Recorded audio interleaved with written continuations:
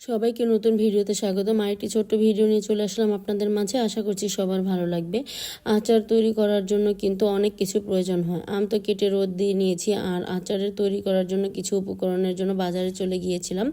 আর ঘরেরও কিছু টুকিটাকি জিনিস শেষ হয়ে গিয়েছিল, সেজন্য বাজারে গিয়েছিলাম। এখানে আচারের জন্য সিরকা এনেছি, ছোট ছোট রসুন এনেছি। এই দেশি রসুন দিয়ে আচার দিলে কিন্তু খেতে অনেক বেশি ভালো লাগে। আর এখানে চিনি এনেছি।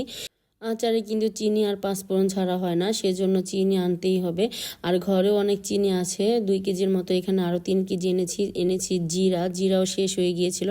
আর আজকে বাচ্চাদের জন্য কিছু পাস্তা কিনে এনেছি। এই পাস্তাগুলো আজকে প্রথম আনলাম, সবাই খায়, আমরাও তাই আজকে আনলাম, দেখি খেতে কেমন লাগে। আর রান্না করার জন্য এখানে কিছু মশলাও এনেছি, আর এনেছি পাঁচফোড়ন। আর ঘরে ডাল শেষ হয়ে গিয়েছে, আর কিছু আছে আর কি 2-1 দিন খাওয়া যাবে। আর এখানে ডালও এনেছি 2 কেজি। আর পেঁয়াজ শেষ হয়ে গিয়েছিল, পেঁয়াজও এনেছি। এখন সব কিছু গুছিয়ে রেখে দিই। আর বাচ্চাদের জন্য কিছু খাবার এনেছি, এগুলো গুছিয়ে তারপর বাচ্চাদের সন্ধ্যার নাস্তা দিয়ে দেব। আমার এই ভিডিওগুলো যদি ভালো লাগে অবশ্যই আমার পাশে থাকবেন। যারা ফেসবুক পেজ থেকে দেখছেন তারা আমার পেজটা ফলো করে দেবেন, আর যারা ইউটিউব থেকে দেখছেন অবশ্যই আমার চ্যানেলটা সাবস্ক্রাইব করে দেবেন। আর সাবস্ক্রাইব করা হলে পাশে থাকা ছোট্ট বেল আইকনটি প্রেস করে দেবেন, তাহলে আমি নতুন নতুন ভিডিও ছাড়ার সাথে সাথে আপনাদের কাছে নোটিফিকেশন চলে যাবে, আপনারা আমার ভিডিওটি দেখে নিতে পারবেন। এই তো এখানে বাচ্চাদের জন্য সমোচা, পুরি এগুলো এনেছি সন্ধ্যার নাস্তা হিসেবে। বাচ্চারা আবার এগুলো খেতে অনেক বেশি পছন্দ করে। আর এখন এগুলো ঢেলে নিলাম, তারপর সবাই একসাথে বসে নাস্তা করে নেব। আর এই নাস্তাটা আমরা উপরে বসে করেছি, নিচে আর যাইনি। খাবারগুলো কিন্তু খেতে অনেক মজা, কিন্তু খেলে কিন্তু সবার সয় না, অনেকের গ্যাসের সমস্যা হয়ে যায়, সেজন্য বেশি একটা ভাজা পোড়া আনা হয় না। আজকে বাচ্চারা বললো তাই বাচ্চাদের জন্য এনেছি। আর এখানে কিছু সালাদও নিয়ে নিয়েছি।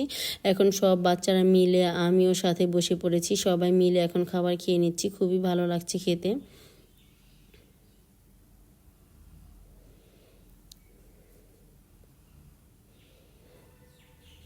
মাঝে মধ্যে এমন খাবার খেতে ভালোই লাগে, কিন্তু সবসময় খেলে কিন্তু অনেক সমস্যা হয়ে যায়। আর সেজন্যই আর সবসময় আনা হয় না, মাঝে মধ্যে এনে এগুলো বাচ্চাদের খাওয়াই থাকি, আমরাও খেয়ে নিই।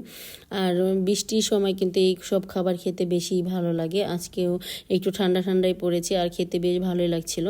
আর আমি যখন বোনের বাড়ি চলে গিয়েছিলাম, আপনাদের ভাইয়ের লিচু এনেছিল, সেই লিচুও রেখে দিয়েছিল শাশুড়ি মা আমাদের জন্য।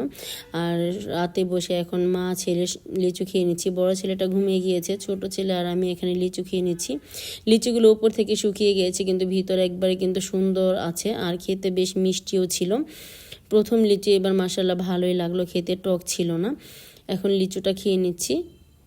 আজকে এ পর্যন্ত। সবাই সুস্থ থাকবেন, ভালো থাকবেন। আল্লাহ হাফেজ, আসসালামু আলাইকুম।